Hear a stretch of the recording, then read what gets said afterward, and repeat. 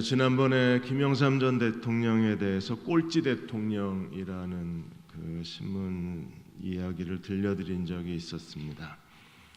한국 갤럽이 한국 대통령 가운데에서 나라를 잘 이끈 대통령을 선정하라고 했을 때 김영삼 전 대통령이 1%였었어요.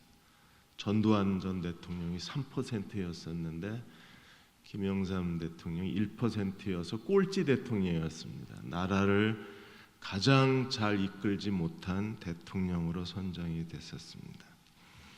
김영삼 대통령이 취임하시고 100일이 지나서 한국 리서치가 조사를 했을 때 지지율이 95.7%였었습니다.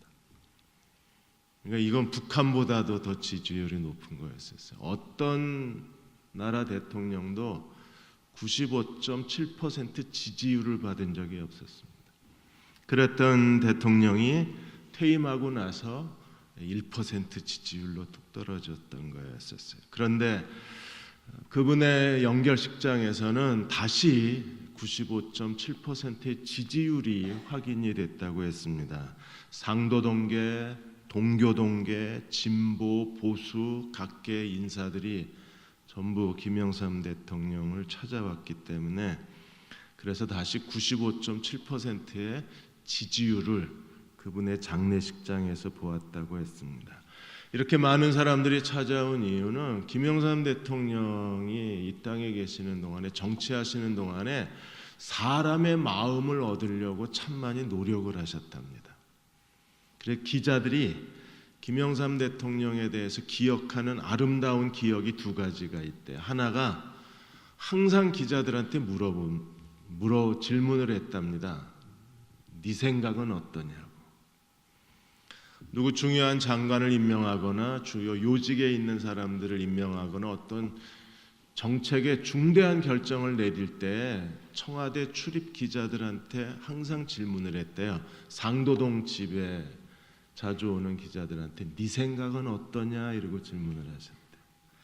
물론 기자들의 의견이 반영된 적은 없지만 그렇게 자기들에게 질문해 주는 대통령이 너무 좋았답니다. 그리고 항상 식사를 하면 이거 한번 먹어보라고 반찬을 항상 집어줬대요. 그래서 두 가지가 네 의견은 어떠냐 질문해 준 거하고 이거 한번 먹어보라 그리고 반찬 챙겨준 거. 이게 김영삼 대통령에 대해서 항상 따뜻한 이미지를 만들어 주었다고 했습니다. 오늘 교회가 다시 회복되어져야 할 참된 모습은 교회 안에 이런 따뜻함입니다. 하나님께서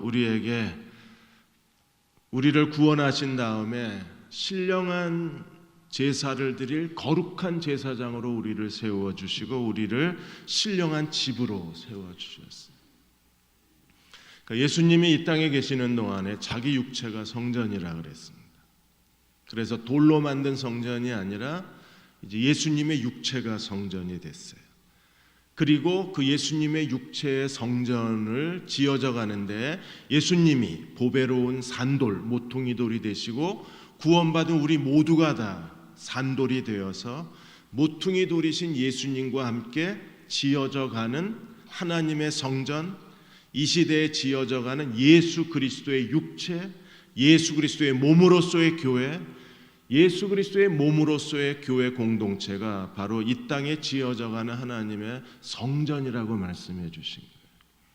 그래서 이중적 연합입니다. 우리는 보배로운 산돌이신 모퉁이 돌이신 그리스도와 연합이 되고 또 산돌과 산돌 나와 너가 그리스도의 몸의 지체가 되어서 서로 연합되고 연결되어져 가므로 하나님의 성전을 우리가 이 땅에 짓는 신령한 집이요 동시에 신령한 제사를 드리는 거룩한 제사장으로 우리가 사는 거예요. 교회의 회복을 얘기할 때 우리는 교회의 어떤 조직이나 제도를 회복하는 게 아닙니다.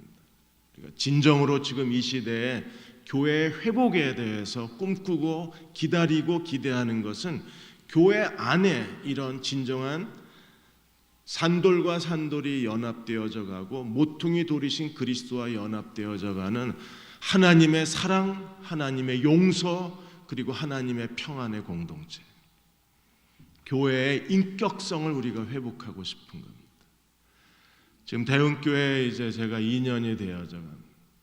제가 하나님 앞에 항상 눈물로 기도하고 온몸으로 하나님 앞에 갈망하는 것은 우리 안에 이런 그리스도의 신령한 집, 하나님의 성전, 예수 그리스도의 몸으로서의 공동체의 인격성이 회복되기를 구하고 있는, 하나님의 능력을 우리는 세상에 보여줘야 합니다. 어떤 능력을 보여줘야 되나요? 우리는 하나님의 아름다운 덕을 선전하는 하나님의 광고탑이라고 그랬습니다. 교회는 하나님의 아름다운 덕을 선전해야 합니다. 어떤 덕이요? 어떤 죄인이든지 용서받을 수 있는 하나님의 용서.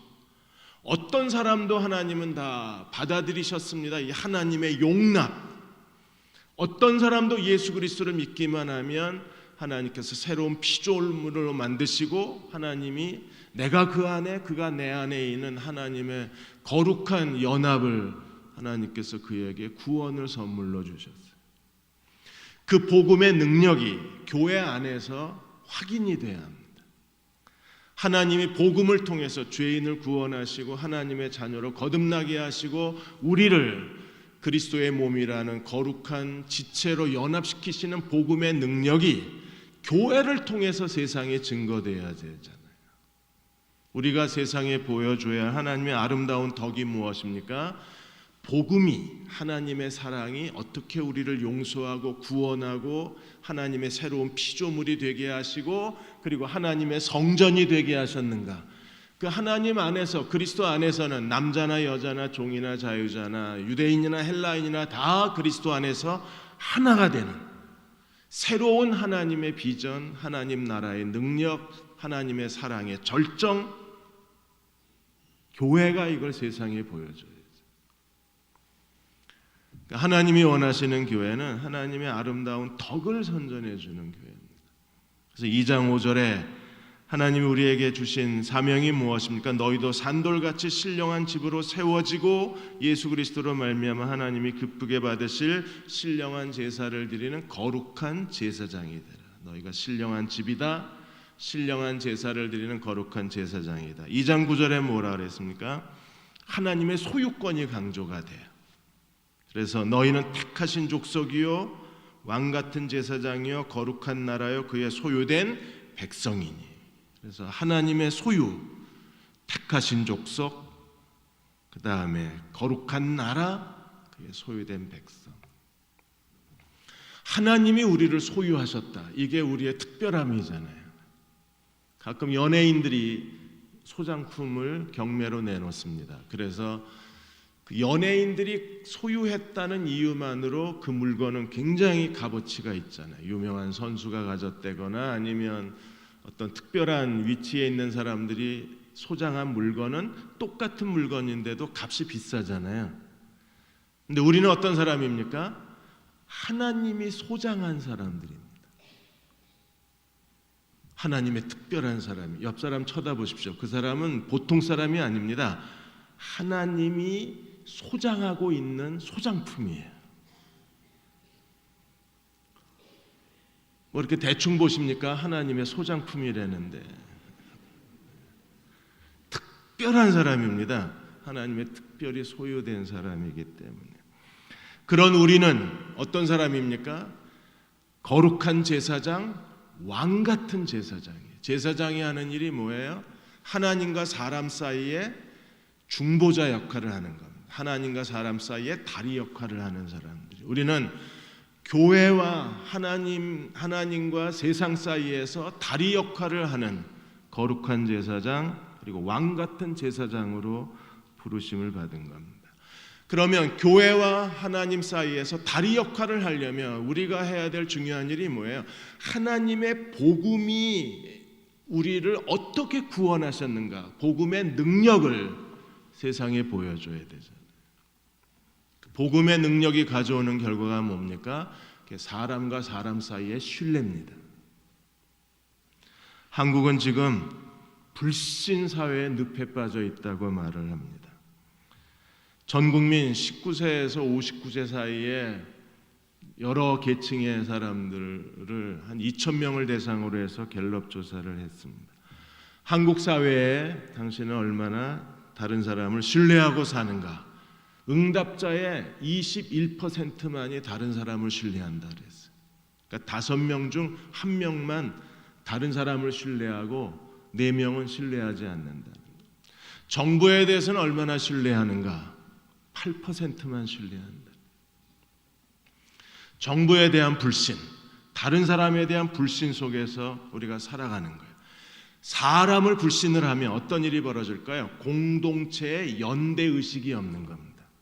공동체의 연대의식이 사라지면 개인주의가 발달하고 다른 사람에 대해서 경쟁의식이 더 가중되기 때문에 결국에는 끊임없이 사람과 경쟁하고 자기 자신에 대해서 만족하지 못하니까 삶의 질이 떨어질 수밖에 없는 거예요. 다른 사람을 신뢰하지 못한다는 것은 스스로 자기를 불행하게 만드는 거라 그래서 한국은 OECD 국가 34개 가운데 삶의 만족도가 27위입니다. 34개 나라 가운데 27이면요, 우리 한국 다음에 7나라밖에 없는 거예요. 왜 이렇게 삶의 질이 떨어지는가? 사람을 불신하는 거하고 삶의 질하고는 연관관계가 있습니다. 그래서 세계적 석가 프랜시스 후쿠야마가 트러스트라는 책에서 사회적 신뢰도하고 그 나라의 경쟁력, 경제 경쟁력의 상관관계를 그분이 도표로 산출해냈잖아요. 사람과 사람 사이의 신뢰도가 10%가 높아지면 그 나라의 국가 경쟁력이 0.8% 경제 성장률을 가져옵니다. 사람을 신뢰하는데 경제 성장이 0.8%가 증가가 되는 거예요. 그럼 사람을 신뢰하지 못한다 그러면 막대한 사회적 손실이 일어나는 겁니다. 대한민국 사회에는요, 이명박 대통령 때 광우병 파동 막대한 대가를 치렀습니다. 세월호 사태 또 한 번 국가 전체가 휘청했습니다. 메르스 사태 한 번 더 휘청거렸어요. 이거에 대한 손실 비용이 엄청난 겁니다. 우리는 너를 믿지를 않는 거예요. 정부도 믿지 않고 너를 믿지도 않고 이 사회 자체를 믿지를 않는 겁니다. 이런 사회적 신뢰의 실종이 그게 현대인의 개인주의의 하나의 형태여 스타일이라 그러면 오늘 예수 그리스도를 믿는 우리는요, 사람을 신뢰할 줄 알아야 되잖아요. 근데 교회 안에서도 사람을 신뢰를 못하는 거. 복음의 능력은 어디로 갔나요? 우리가 진정으로 서로를 존중히 여기고 서로 신뢰할 수 있는 하나님의 교회가 됐을 때 우리는 하나님이 어떤 분이신가, 하나님의 아름다운 덕을 세상에 보여줄 수 있어요. 그때서야 우리는 사람들에게 예수 그리스도를 믿고 구원받는 복음을 그들에게 전할 수 있을 것입니다.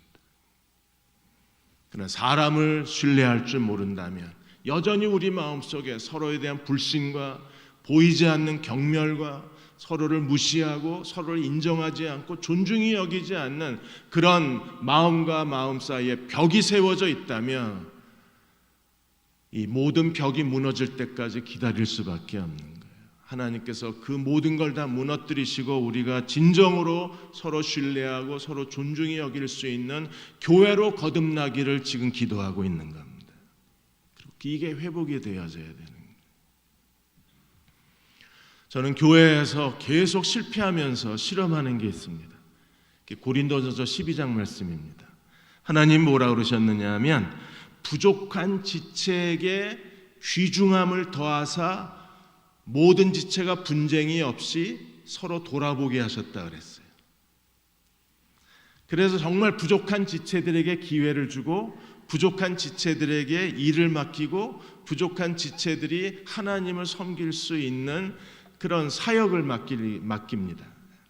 특별히 좋은 사람을 선택하는 게 아니라 곁에 있는 사람들을 하나님의 일을 할 수 있도록 기회를 줘요. 그리고 이 말씀이 정말 작동하는가를 보는 겁니다. 하나님이 부족한 지체에게 귀중함을 더하시는가. 지난 30년 동안에 이 말씀이 적용된 예를 그렇게 자주 보지는 못했습니다. 하나님이 아무래도 거짓말하고 계신 것 같아요. 부족한 지체에게 귀중함을 더하시겠다 그랬는데 그런 예가 그렇게 별로 없어요. 부족한 사람은 역시 부족해요. 왜냐하면 피튀기게 자기의 어떤 열정이 없어요. 기회를 줘도 기회를 살려내지를 못합니다. 그걸 기회를 잡으려고 온몸을 바쳐야 되는데 안 합니다. 자기가 기회를 잃어버렸는데 하나님이 기회를 주지 않으신다고 얘기를 해요. 저희가 처음 하나님께 부르심을 받았을 때처럼 그렇게 몸부림치는 사람들이 별로 없는 것 같아요. 저희 때는 정말 치열했잖아요. 저희는 집에 가서 잔 적이 없습니다. 그냥 거의 교회에서 잤지. 기도하다 자다 기도하다 자다. 그때는 정말 아무것도 없었어요. 기회만 잡으면 그 기회를 잃지 않기 위해서 온몸을 자기가 할 수 있는 최선을 다했던 기억이 나요. 네, 하나님께서 왜 이렇게 말씀을 하셨을까요? 부족한 지체에게 하나님이 귀중함을 더하셔서 온몸이 서로 돌보게 하셨다. 이게 뭐예요? 인간관계의 사회적 신뢰도가 복음의 능력으로만 성취될 수 있다는 거잖아요. 하나님이 부족한 지체에게 존귀함을 더하시면 신뢰할 수 있잖아요. 그리고 신뢰 지수가 높아져 가고 우리가 서로를 신뢰할 수 있다면 하나님은 더 큰 능력과 축복을 우리에게 더하실 거고. 네, 아직도 우리 안에 하나님 2장 1절에 3절까지 말씀한 것처럼 우리가 구원에 이르도록 하나님 말씀으로 성장하지 않아서 오는 현상 중에 하나가 사람과 사람 사이의 신뢰도가 크게 약화되어져 있는 거예요. 하나님은 오늘 우리 이 시대의 우리를 신령한 집으로 부르시고 그리고 왕 같은 제사장으로 부르셨기 때문에 우리는 세상과 하나님 나라 사이에서 제사장 역할을 감당을 해야 합니다. 오늘 11절 12절이 그 제사장이 어떻게 살아야 되는가를 설명하고 있는 거예요. 사랑하는 자들아 거류민과 나그네 같은 너희를 권하노니 영혼을 거슬러 싸우는 육체의 정력을 제어하라. 영혼을 거슬리는 육체의 정력을 제어하라. 육체의 정력은 무엇입니까? 이기심입니다. 자기밖에 알지 못하는 이기적인 사람으로 사는 거예요. 우리는 이 땅에 살아가는 동안에 이기심의 거대한 세상 왕국 가운데, 이기심의 어두움의 왕국 가운데 우리는 하나님의 거룩한 제사장이 되어서 하나님이 어떤 분이신가를 보여주어야 되잖아요. 그들은 어떤 사람들입니까? 12절에 보시면 너희 행실을 선하게 가져 너희를 악행한다고 비방하는 자들로 하여금 너희 선한 일을 보고 하나님이 권고하시는 날에 하나님께 영광을 돌리게 하라. 우리를 비난하는 사람조차도 우리의 선한 행실을 보고 그들이 구원받게 하라. 이게 그리스도인의 제사장 사명입니다. 우리는 하나님의 영광을 세상에 보여줘야 되고 우리의 선한 행실을 통해서 하나님이 어떤 분이신가를 사람들에게 보여주어야 할 시대적 사명과 책임이 우리에게 있는 거예요. 마태복음 5장 16절에도 주님이 이렇게 말씀하셨습니다. 이같이 너희 빛이 사람에게 비치게 하여 그들로 너희 착한 행실을 보고 하늘에 계신 너희 아버지께 영광을 돌리게 하라. 우리의 의무가 무엇입니까? 너희의 착한 행실을 보게 하라는 거예요. 우리가 하나님 앞에 가져야 될 거룩한 제사장의 사명이 뭔가요? 너희 행동을 선하게 가지라는 거예요. 그래서 하나님이 어떤 분이신가를 세상에 보여줘야 할 책임이 우리에게 있어요. 그럼 여기서 말하는 선한 행실은 어떤 걸까요? 어떤 사람이 선한 사람인가? 도덕적인 선을 말하는 걸까요? 도대체 착한 행실을 가지라고 말씀하셨을 때 우리가 가져야 될 착한 행실은 어떤 게 있을까요? 성경 주석가 윌리엄 버클레이가 복음의 본질에 대해서 말씀하기를 복음의 본질은 섬김에 있다 그랬습니다. 세상 사람들이 절대로 흉내낼 수 없는 이기적인 사람, 자아중심적인 사람, 자기밖에 모르는 사람들이 할 수 없는 일이 섬김이라 그랬어요. 그래서 예수께서 말씀하신 것처럼 세상의 사람의 평가 기준은 어떤 거예요? 그 사람의 권위, 얼마나 많이 가졌냐, 얼마나 많이 배웠냐, 얼마나 많은 재산을 가졌는가, 그가 사람들 위해 얼마나 사회적으로 지위가 높으냐, 이게 세상의 평가 기준입니다. 하나님 나라의 평가 기준은 뭐예요? 그 사람이 얼마나 섬기는 사람으로 사는가.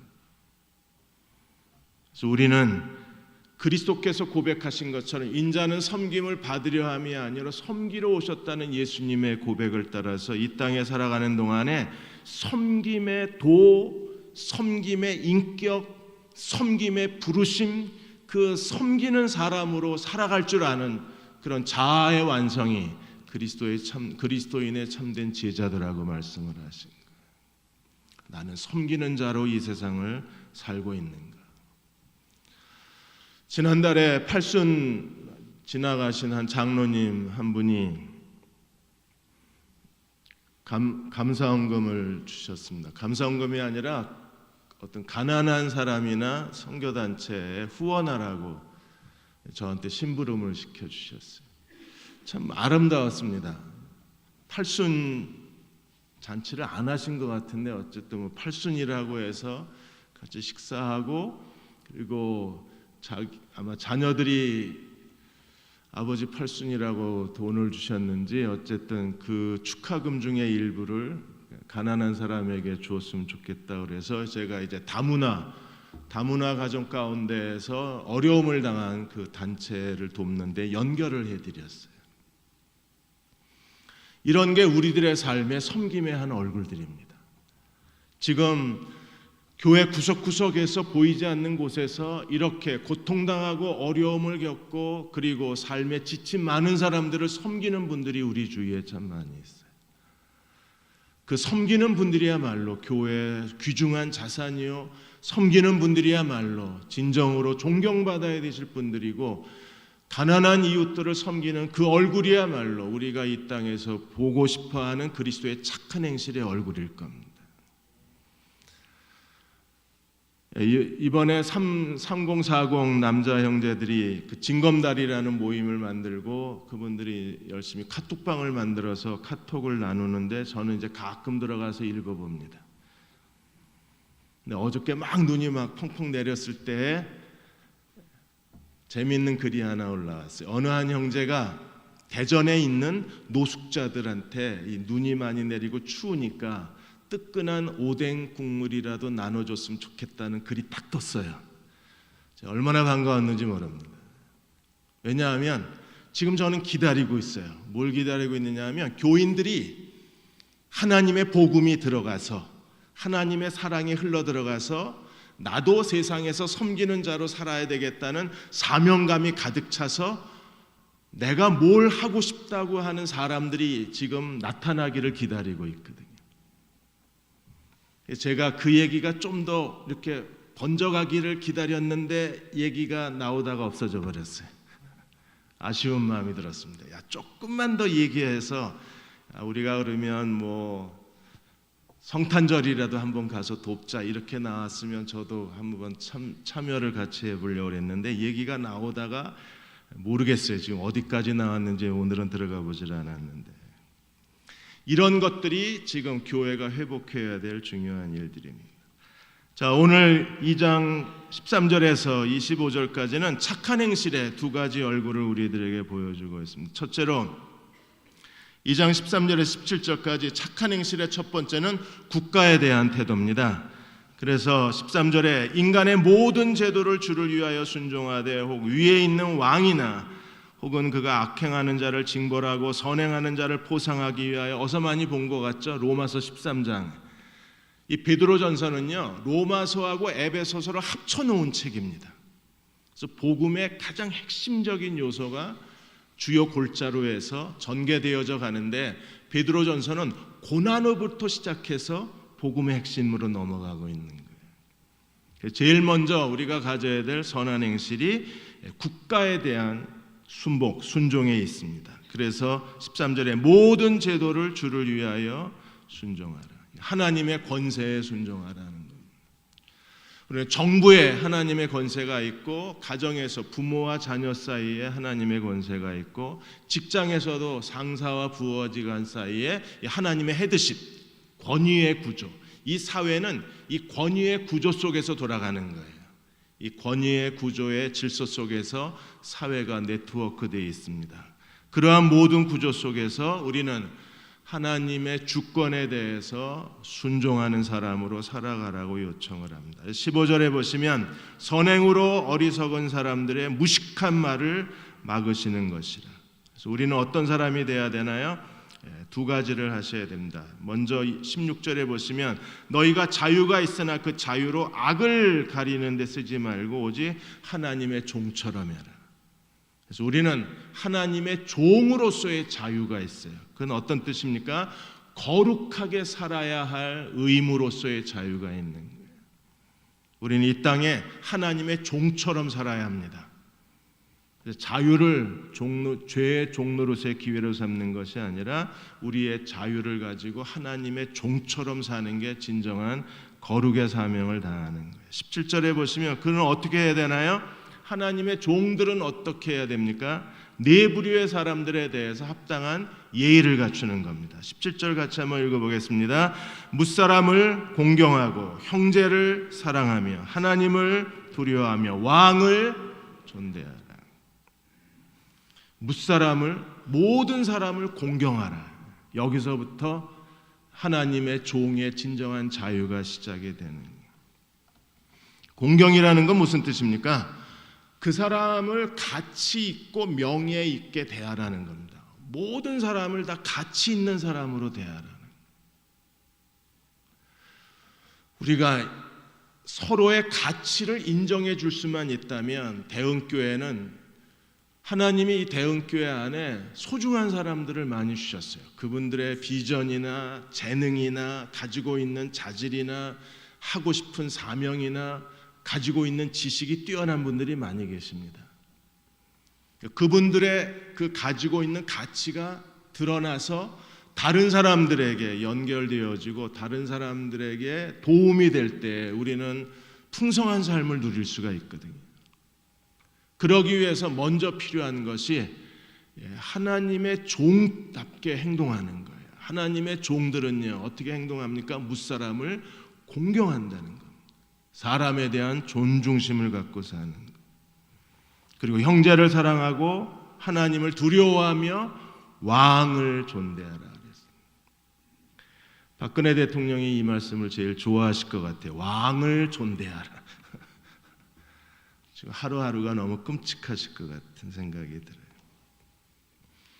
이번에 서해대교에서 케이블이 하나 끊어지면서 소방관 한 사람이 순직을 하셨습니다. 지금 한국의 소방관들은 정말 어려움을 많이 겪고 있다고 했습니다. 그분들이 이제 소방관 하다가 질식가스를 마시고 유독가스를 마시고 병이 들면 국가가 이걸 안 돌보는 거예요. 삼풍백화점에 무너졌을 때 95년도에 삼풍백화점 무너졌을 때 그때 들어가서 몇 사람을 10일간 그 무너진 속에서 폐허더미 속에서 사람을 구원해내시고 생존자를 찾아내시고 지난 33년 동안에 1700번이 넘게 화재 현장을 누비셨던 소방관 한 사람이 어느 날 쓰러져요. 2009년에 병원에 가니까 혈액암 판정을 받은 겁니다. 원인을 찾았더니 유독가스를 너무 많이 마셔서 그런 질병을 얻었다고 주치 소견서가 나온 거예요. 그걸 가지고 공무중 부상 이걸 신청을 했는데 거절을 당했습니다. 의사 소견서가 있는데도 불구하고 거절을 당한 거예요. 또 다른 소방관은 지금 이분도 이제 백혈병에 걸리셨는데 유독가스 때문에 지금 치료비가 1억이 넘었어요. 만일에 공무중 부상으로 처리만 되면 치료비가 국가에서 부담이 되는데 국가에서 이걸 안 해주는 겁니다. 빚은 점점 좀 쌓여져 가고 이제 사는 거는 얼마 살 수가 없고 평생 국가를 위해서 봉사를 하고 그리고 국민들을 위해서 봉사했는데 돌아온 대가는 너무나 참혹한 거예요. 우리가 이렇게 사람을 존중히 여길지 모릅니다. 국가도 그렇고 사람들도 그렇고 교회에서만이라도 사람을 존중히 여기는 복음의 정신이 살아나야 되잖아요. 그래야 우리가 하나님의 종이라고 말할 수 있지 않을까요?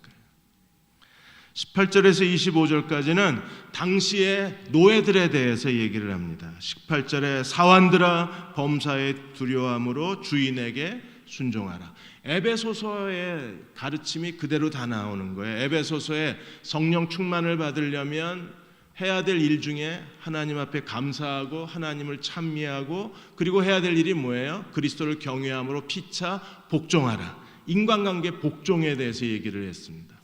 근데 여기 베드로서에서도 인간관계 복종에 대해서 얘기하고 있는 거예요. 사환들아 범사의 두려움으로 주인에게 순종하라. 그래서 두 종류의 주인을 설명합니다. 선하고 관용하는 주인이 있고 또 까다로운 주인이 있는데 어떤 주인이든지 그리스도인이 해야 할 거룩한 제사장 하나님의 종으로서의 인격과 삶의 태도는 순종하라는 겁니다.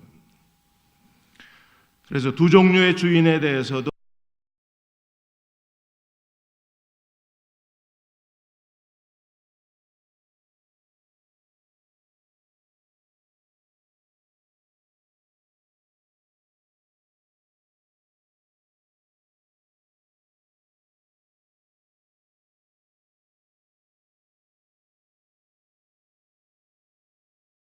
고난을 당하면 이건 고난이 아닙니다. 고난은 뭐예요? 죄 짓지 않았는데도 우리가 부당하게 당하는 게 고난이잖아요. 그래서 19절에 부당하게 고난을 받아도 하나님을 생각함으로 슬픔을 참으면 이는 아름답다. 그 다음에 20절에 죄가 있어 매를 맞고 참으면 무슨 칭찬이 있으리요. 그러나 선을 행함으로 고난을 받고 참으면 이는 하나님 앞에 아름답다. 그래서 아름답다는 말이 두 번 나옵니다.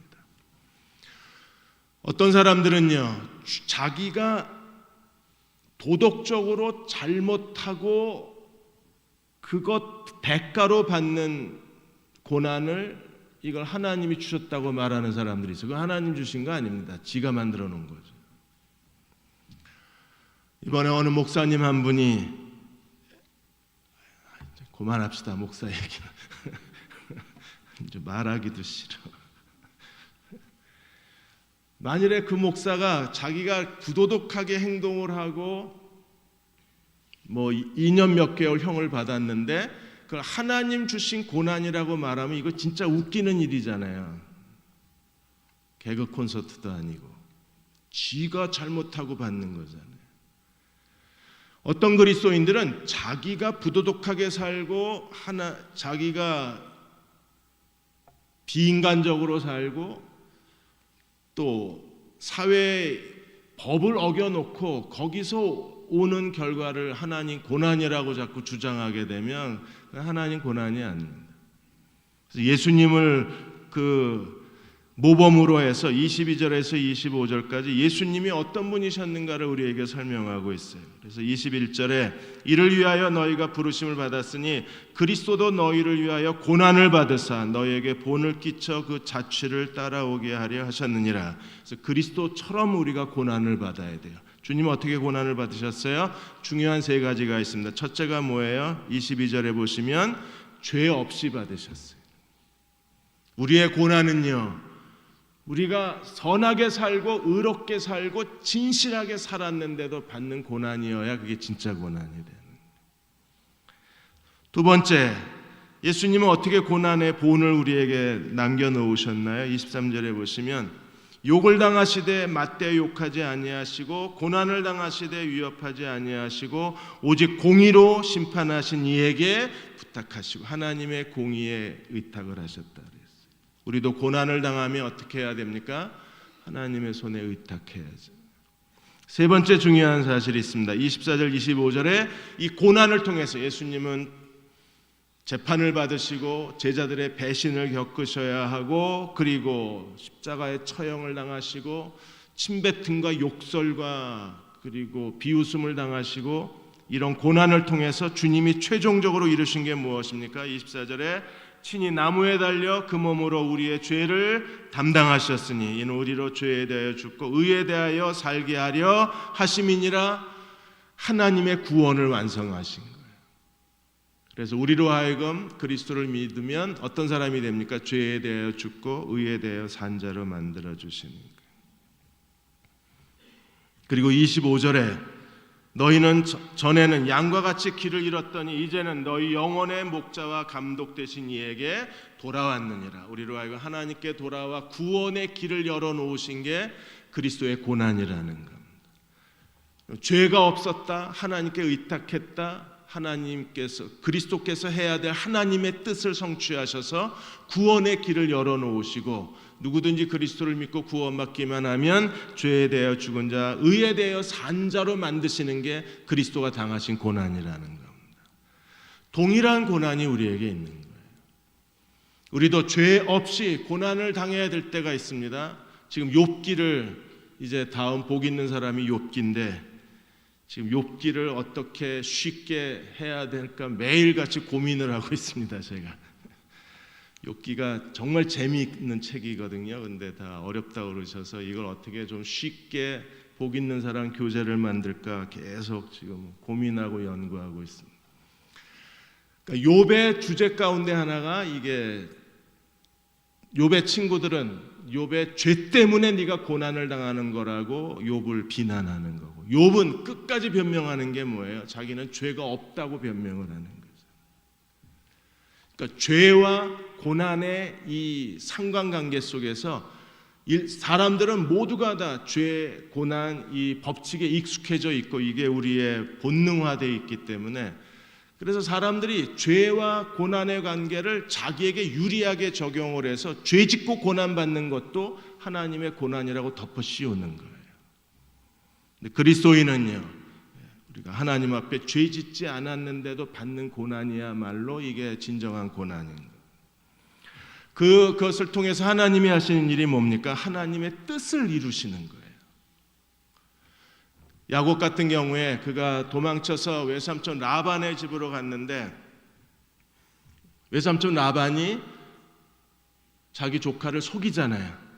그래서 야곱은 라헬을 사랑하고 라헬과 결혼하기 위해서 그가 7년 계약을 맺고 그리고 첫날 밤을 치렀는데 외삼촌이라는 사람이 그 첫날 밤 신방에다가 누구를 넣어줬어요? 라헬이 아니라 레아를 집어넣었어요. 몰랐을까 그걸? 술을 많이 먹었던 것 같아요. 그래서 어쨌든 아내가 둘 생겼잖아요. 외삼촌이 속여서. 이거는 야곱의 잘못이 아니잖아요.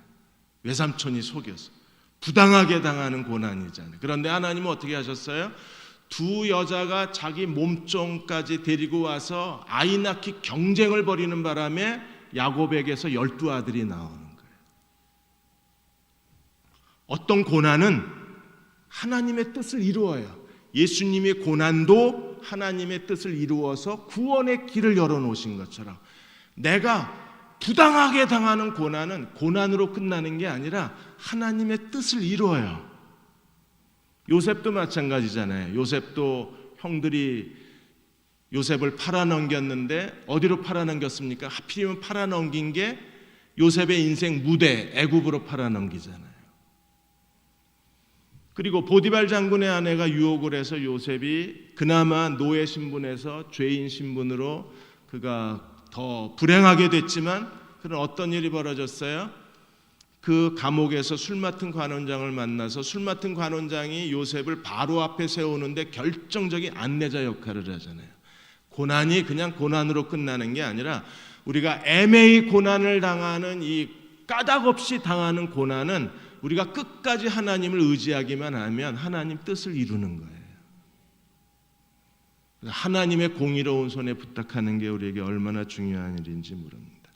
사랑하는 여러분, 우리는 국가에 대해서 그리고 우리가 하고 있는 이 모든 일들에 대해서 순종하라는 건 뭡니까? 순종하라는 것은 우리가 할 수 있는 최선을 다하라는 거예요. 하이만 릭 오버라고 하는 미국의 해군 제독이 있습니다. 이분이 미 핵잠수함 부대의 총 책임자이신데, 핵 잠수함에 승선하는 모든 장교들은 이 하이만 제독이 다 인터뷰를 하고 하이만 제독이 결제 도장을 찍어야만 이 잠수함에 승선할 수가 있습니다. 이 하이만 해군 제독이 인터뷰한 사람 가운데 미국의 지미 카터 대통령이 있는 거예요. 카터 대통령이 해군 장교 시절에 이 핵잠수함을 타기 위해서 하이만 제독하고 인터뷰를 했습니다. 그래서 하이만 제독이 네가 대화하고 싶은 주제를 정하라. 그래서 여러 가지 주제를 정했는데 이 하이만 제독이 아주 어렵고 까다로운 질문을 계속해서 결국에 지미 카터로 하여금 내가 그걸 알고 있다고 생각했는데 나는 알고 있는 게 하나도 없구나. 자기의 무지를 인정할 때까지 집요하게 질문을 퍼붓는 거예요. 그리고 이제 거의 인터뷰가 끝나갈 무렵에 지미 카터 대통령한테 네가 해군 사관학교 시절에 성적이 어땠느냐고 질문을 했습니다. 그랬더니 지미 카터가 이번에는 날 칭찬하겠지. 왜냐하면 820명 중에 59등을 했거든요. 820명 중에 59등을 했으면 그래도 상위 그룹이잖아요. 그래서 하이만 제독이 자기를 칭찬할 거라고 생각을 했는데 아무 표정이 없는 겁니다. 그리고 마지막 질문이라고 하면서 한 게 여러분 잘 아시는 것처럼 자네는 학교 다니면서 최선은 다했나? 그 질문에 숨이 콱 막혔답니다. 최선을 다했습니다. 왜 59등을 했습니까? 다했습니다라고 대답을 하려고 그러는데 자기 앞에 그 해사를 다니고 지금까지 장교로 훈련받는 중에 자기가 조금만 더 노력했으면 얻을 수 있는 너무나 많은 기회들이 눈앞에 보이는 거예요. 그래서 제독 앞에 자기는 최선을 다하지 못했노라고 대답을 했습니다. 그러자 제독이 다시 마지막 질문을 하는 거야. 자넨 왜 최선을 다하지 않았는가? 이게 지미 카터 대통령의 좌우명이 됐다 그러죠. 만일에 우리가 주님 앞에 갔는데 예수님이 이것저것 질문을 하시다가 자넨 최선을 다했나 질문하면 전 두려울 것 같아요. 최선을 다하려고 발버둥을 쳤는데도 여전히 최선을 다하지 못하고 있기 때문에 내가 내 인생에 대해서 하나님이 내게 맡겨주신 일에 대해서 나는 최선을 다했는가? 순종한다는 건 뭡니까? 최선을 다하는 겁니다. 하나님 앞에. 국가에 대해서 내가 서 있는 그 자리에서 내 곁에 있는 사람들, 가족에 대해서, 부모에 대해서, 자녀들에 대해서 함께 그리스도의 몸을 이룬 지체들에 대해서 최선을 다하는 것. 그게 인간관계 복종입니다. 어느 정도까지 최선을 다해야 돼요? 하나님 앞에 섰을 때 후회하지 않을 정도로 우리가 그렇게 사랑하고 섬기며 서로 복종하며 하나님 나라를 세워가는 저와 여러분 되시기를 주의 이름으로 축원합니다. 아버지 하나님, 복음의 능력이 저희 개인의 삶에 나타나고 그리고 교회 공동체 안에 나타나기를 소망합니다.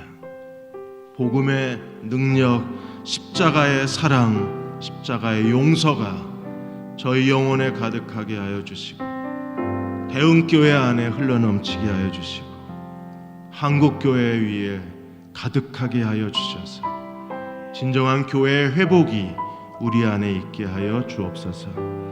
우리가 당한 많은 고난들이 있습니다. 이 고난이 헛되지 않게 하여 주시고 이 고난을 통해서 하나님의 뜻이 이루어지는 거룩한 종들이 되게 하여 주옵소서. 예수님의 이름으로 간절히 기도하옵나이다. 아멘.